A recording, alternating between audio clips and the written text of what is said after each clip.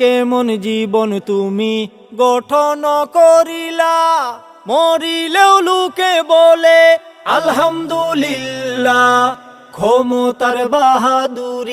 ক্ষমতার বাহাদুরি আজ আছে কাল নাই। নমরুদ আর ফেরাউনের পতন হইছে ভাই, নমরুদ আর ফেরাউনের পতন হইছে ভাই।